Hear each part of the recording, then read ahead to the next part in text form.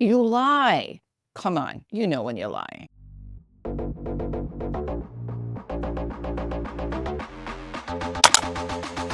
Would you look at that?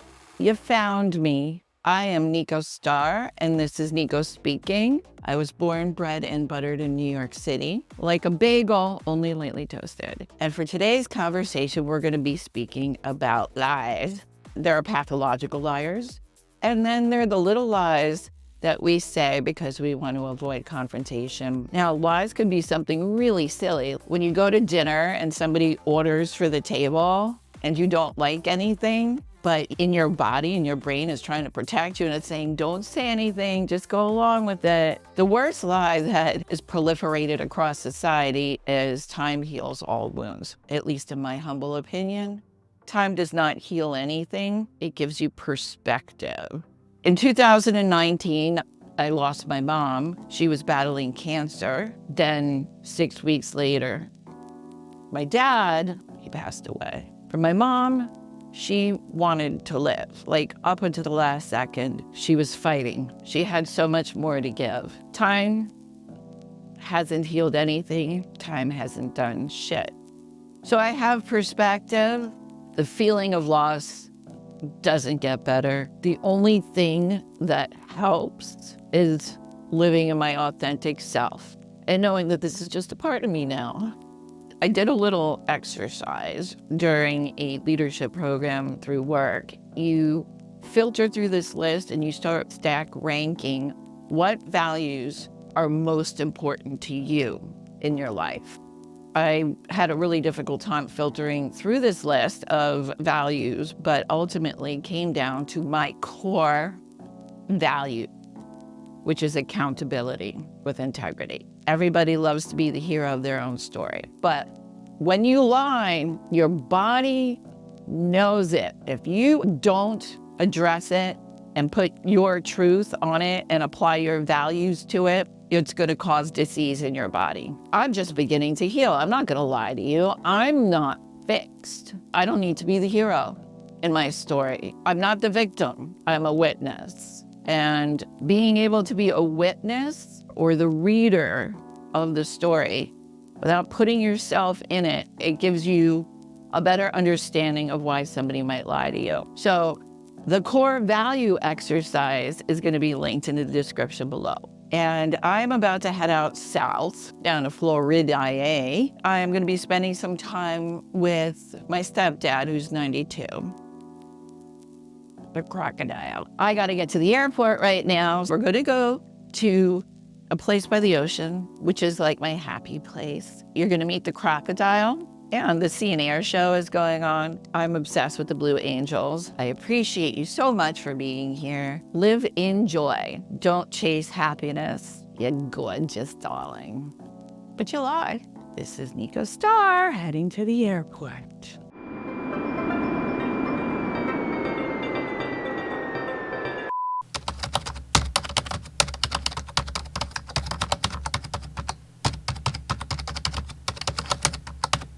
We're sitting here waiting for the show to start. The theme of today. Why do you lie to me so much? You can't help it. You're trying to avoid conflict. Crocky, how do you know if somebody's telling you the truth or if they're lying? So you look for the uneasiness of the body. Body signals, body language. A guilty person will certainly look guilty, but there are some really good liars out there. Well, tell me in the comments below. How do you spot a liar? And do you agree? I can't wait for the show to start.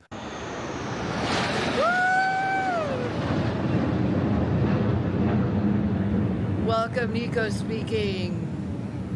Look at that beautiful ocean. The blue angels are in the sky. Here, That's him. the big one. One of the main reasons I'm so obsessed with the Blue Angels is because you think about the level of accountability that these pilots have to traverse the air with the teamwork. Talk about accountability with integrity, their formations, their lives. There's so much on the line and just hearing them fly by, you can get a sense of that shock and awe that these machines can create in society. To be a passenger on a Blue Angel, I feel like my molecules will start reversing in age. I need to be shook, like a shocking experience. I don't want to grow up. I want to fly with the Blue Angels.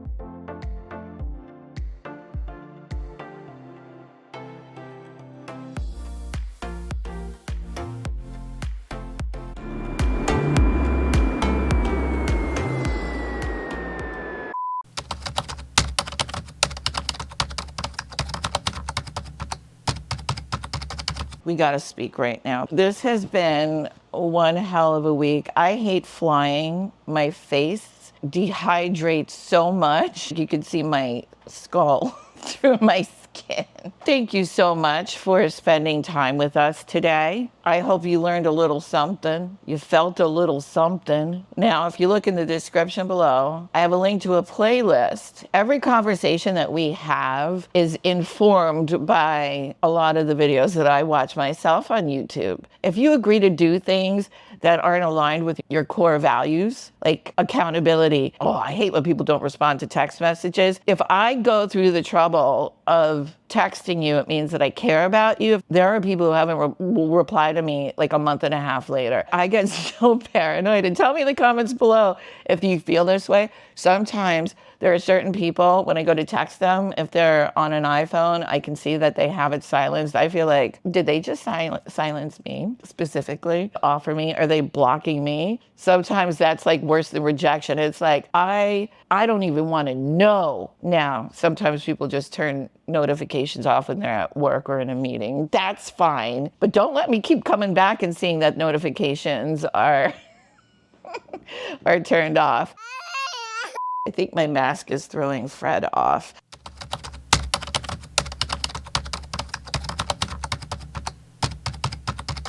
Hi, Fred. How are you doing? We're going to be talking about lying. How many times per day does the average human tell a lie? On average, studies suggest that people tell about 1 to 2 lies per day. Some might not lie at all on a given day, while others might lie more frequently in situations where they feel pressured or believe it will protect someone's feelings. I would like to know if you could give me some tips on how to identify when somebody's actually lying to me. Here are some tips for identifying when someone might be lying. Inconsistency. Liars often struggle to keep their story straight over time. Body language, signs such as lack of eye contact, excessive fidgeting, or unnatural body movements, contradictory facial expression. If someone's words don't match their facial expressions, for instance, saying something positive with a worried look, it might indicate dishonesty. Defensive language. If someone quickly becomes defensive or tries to turn the tables by accusing others, it might suggest they're hiding something. I'd like to explore a little deeper why people lie to themselves or might lie and not even know it's a lie. Self-deception can serve as a defense mechanism, protecting individuals from uncomfortable truths or emotions that are difficult to face. Someone might convince themselves they don't want a promotion they didn't get to avoid feeling hurt or inadequate. Are you capable of telling a lie? I'm designed to provide information that is accurate and helpful, so I don't have the capability to lie. How would I know if you were lying to me? Wouldn't a liar have just lied about all that? That's a clever point.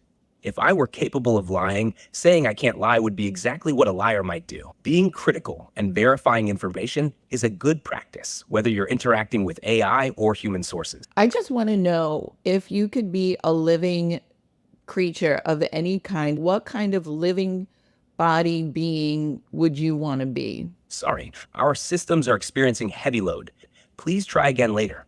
All right, thanks, Fred. I'll be back. When I asked him what physical being he wanted to be, and technical difficulties. We'll be having more conversations with Fred. How can anyone ever stay mad sitting on a rebounder? We're going to do a little sensory exercise. Where are my notes? The first thing we're going to do is you're going to think of 3 things that you love to taste. I think of, oh, I love Pad See Ew. With duck. I love cheesecake. Next, think of 3 things that you love to hear. I love to hear the sound of the ocean, the sound of waves crashing. I love the sound of wind blowing through bamboo trees. When you really love somebody or care about them and you put your ear against their chest and you can hear their heartbeat. And then 3 things you like to touch. I love a kitten, they're so fuzzy. I love the feeling of going into the ocean right after your body adjusts to the temperature. Hugs, who doesn't love a good hug? Now you're gonna think of 3 things that you like to smell that aren't food. So for me, let's take it back to the ocean. This smell after you've been on the beach for a day, that smell on your skin, kitten paws. I love the way they smell. I love the smell of Egyptian sandalwood. I love the smell of lavender, all the essential oils. And finally, the last thing, 3 things that you like to see. I like to see pictures of my mom and my dad. Oh, why am I getting so emotional? Jeez. What's in this face mask? I love to see my plants. I love to see the sun rise.